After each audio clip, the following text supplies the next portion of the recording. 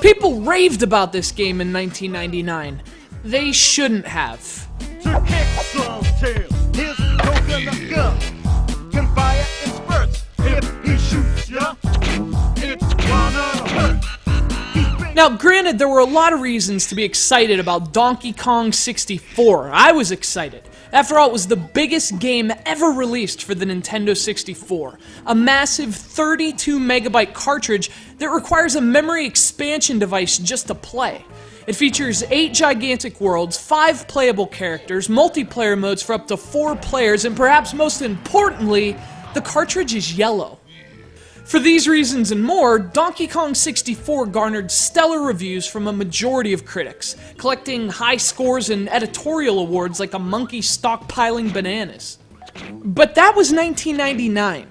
These days, hindsight shapes a different legacy for Donkey Kong 64, an average game that isn't nearly as good as critics trumpeted a decade ago, or as bad as detractors claim today.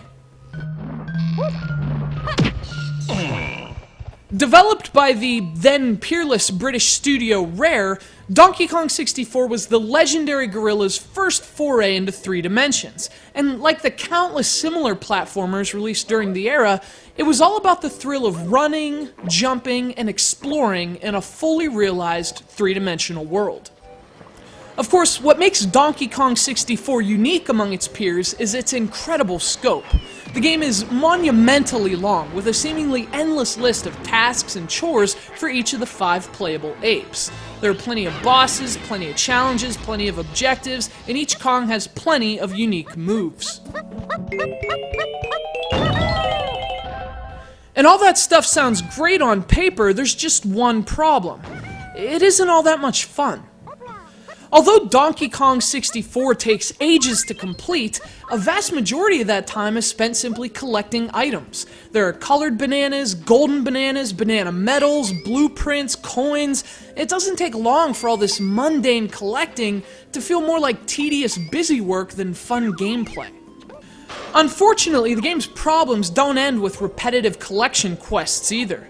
Now, the levels themselves are beautifully crafted and visually striking, but the design never allows for much of a memorable platforming experience. See, where the 2D levels of Donkey Kong Country encouraged constant and varied motion, the sprawling and open 3D worlds of Donkey Kong 64 focus on constant and varied exploration. Despite the familiar look, this is not a 3D version of Donkey Kong Country. Unlike Super Mario 64 and Ocarina of Time, which brought the core principles of their respective franchises into 3D, Donkey Kong 64 shares a minimal resemblance to its 2D predecessors, if any at all. It's a whole different game altogether, something slower and inherently less exciting to play. Of course, that isn't to say this is a bad game. On the contrary, it's masterfully made and polished to a gleam, at least from a technical perspective. Rare was one of the industry's most prominent developers in the late 90s, and from its graphics and sound to its several unique modes and even multiplayer, the studio's meticulous attention to detail shows. Donkey Kong 64 plays well and looks even better.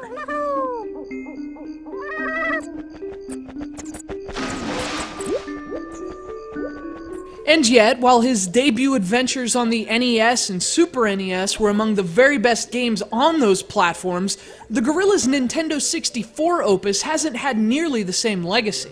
Perhaps a sign that Rare was already running low on ideas, Donkey Kong 64 has all the polish that characterizes Donkey Kong Country, only without the inspired design that makes it so much fun.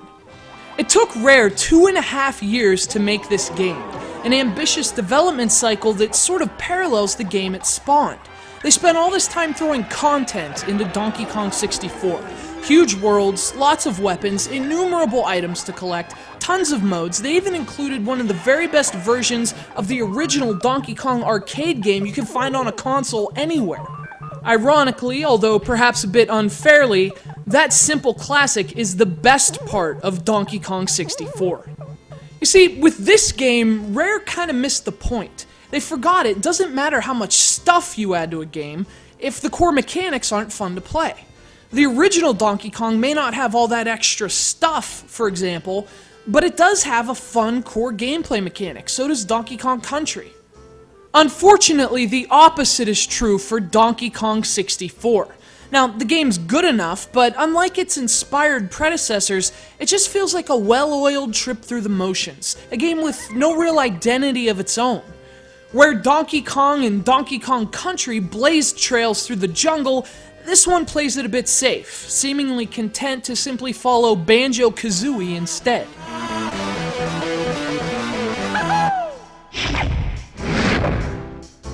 Truly great games don't follow, but like a hungry ape sniffing out a banana, Donkey Kong 64 does.